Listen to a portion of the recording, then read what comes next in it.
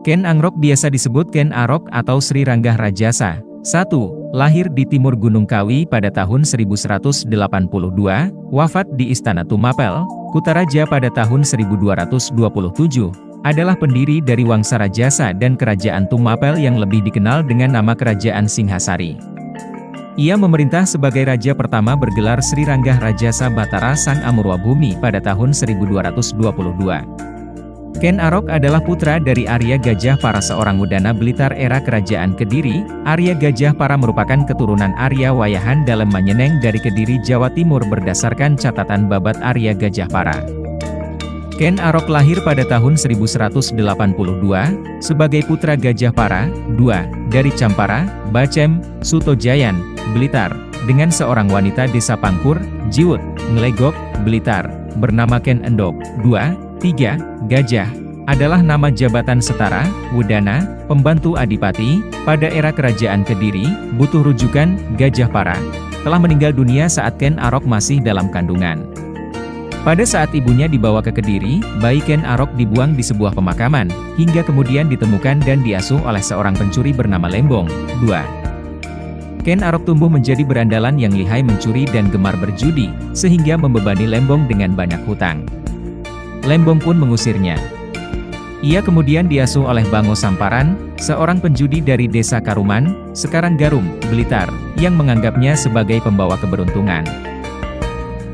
Ken Arok yang tidak betah hidup menjadi anak angkat Genuk Buntu, istri tua Bango Samparan dan istri mudanya yang bernama Tirtaja.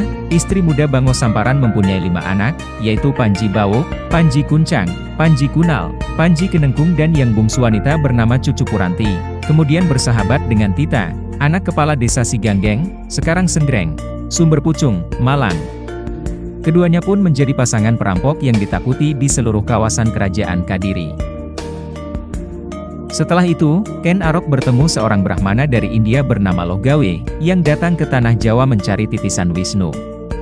Dari ciri-ciri yang ditemukan, Lohgawe yakin kalau Ken Arok adalah orang yang dicarinya. Berdasarkan serat Pararaton, Ken Arok, disebut pula Ken Agrok, digambarkan juga sebagai keturunan Dewa Brahma.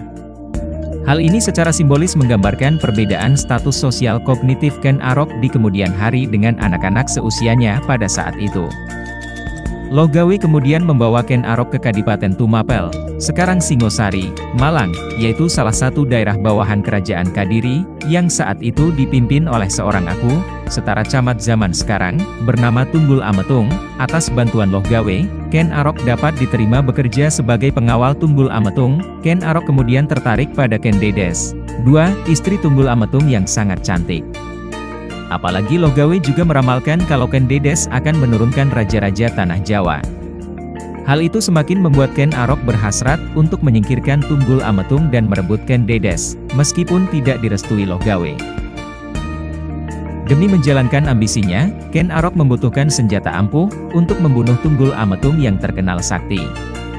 Ayah angkat Ken Arok, Bango Samparan, kemudian memperkenalkan Ken Arok pada sahabatnya yang bernama Empu Gandring, dari desa Lulumbang, sekarang Plumbangan, Doko, Blitar, yaitu seorang ahli pembuat pusaka ampuh.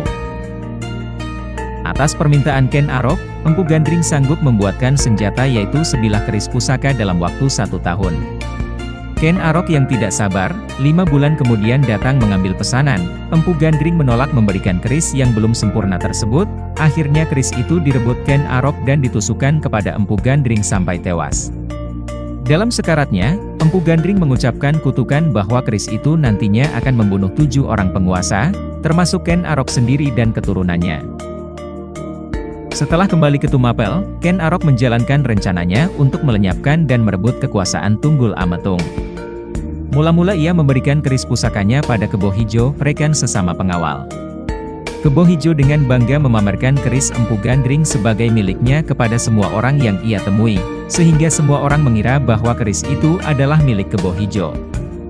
Dengan demikian, siasat Ken Arok berhasil.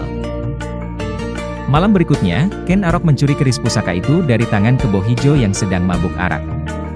Ia lalu menyusup ke kamar tidur Tunggul Ametung dan membunuh majikannya itu di atas ranjang. Ken Dedes menjadi saksi pembunuhan suaminya, tetapi ia pun mendukung rencana pembunuhan itu, karena Ken Dedes menikah dengan Tunggul Ametung dilandasi rasa keterpaksaan. Pada tahun 1221 terjadi perselisihan antara Kertajaya, Raja Kadiri dengan para Brahmana. Para Brahmana itu memilih pindah ke Tumapel meminta perlindungan Ken Arok karena diserang oleh Kertajaya. Dengan adanya kesempatan itu dan didukung oleh para kaum Brahmana, Ken Arok pun memberontak dan mempersiapkan penyerangan terhadap kerajaan Kediri. Ia menyatakan Kadipaten Tumapel sebagai kerajaan merdeka yang lepas dari kerajaan Kediri. Sebagai raja pertama Tumapel, ia bergelar Sri Rajasa Batara Sang Amurwabhumi. Di lain pihak, Raja Kertajaya, dalam Pararaton disebut Dandang Gendis, menyatakan tidak takut menghadapi serangan Tumapel. Ia mengaku hanya dapat dikalahkan oleh Batara Siwa. Mendengar hal itu, Ken Arok pun memakai gelar Batara Siwa, Batara Guru, dan siap berperang melawan Kertajaya. Pada tahun 1222, Ken Arok memimpin pasukan Tumapel menyerang Kadiri. Puncak peperangan antara Kadiri dan Tumapel terjadi di dekat desa Ganter, wilayah timur Kediri. Pada pertempuran ini, pihak Kadiri kalah dan Kertajaya diberitakan melarikan diri naik ke alam dewa, yang mungkin merupakan bahasa kiasan untuk mati. Kemenangan yang menentukan tersebut menyebabkan runtuhnya kerajaan Kadiri pimpinan Kertajaya dan mengukuhkan kekuasaan Ken Arok di Jawa Timur, serta dimulainya kerajaan Tumapel, dan pendirian pemerintahan dinasti Rajasa.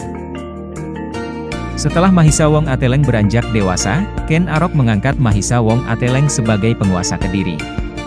Hal ini menyebabkan Anusapati merasa heran pada sikap Ken Arok yang seolah menganaktirikan dirinya, padahal ia merasa sebagai putra tertua Ken Arok. Pada tahun 1227, setelah mendesak ibunya, Ken Dedes, akhirnya Anusapati mengetahui kalau dirinya memang anak tiri. Bahkan, ia juga mengetahui kalau ayah kandungnya yaitu Tunggul Ametung telah mati dibunuh oleh Ken Arok. Setelah Anusapati berhasil mendapatkan keris Empeu Gandring yang selama ini disimpan Ken Dedes, ia kemudian menyuruh pembantunya yang berasal dari desa Batil untuk membunuh Ken Arok. Ken Arok tewas ditusuk dari belakang saat sedang makan. Kemudian, Anusapati ganti membunuh pembantunya itu untuk menghilangkan jejak dan mengangkat dirinya menjadi Raja Tumapel menggantikan Ken Arok. Peristiwa kematian Ken Arok dalam naskah Pararaton terjadi pada tahun 1247 M. 1169 C. 2. Adanya peristiwa pembunuhan terhadap Sri Rajasa dalam Pararaton diperkuat oleh Prasasti Mula Malurung, 1255. Disebutkan dalam prasasti itu, nama pendiri kerajaan Tumapel adalah Batara Siwa yang meninggal di atas tahta Kencana. Berita dalam prasasti ini menunjukkan kalau kematian Sri Rajasa memang tidak sewajarnya. Terima kasih sudah menonton video ini sampai akhir. Jangan lupa untuk memberi like jika kalian menyukai konten ini, dan tinggalkan komentar di bawah tentang topik yang ingin kalian lihat di video berikutnya. Kalau kalian belum subscribe, klik tombol subscribe dan aktifkan lonceng notifikasinya agar tidak ketinggalan update terbaru dari kami. Terima kasih, dan sampai jumpa di video selanjutnya.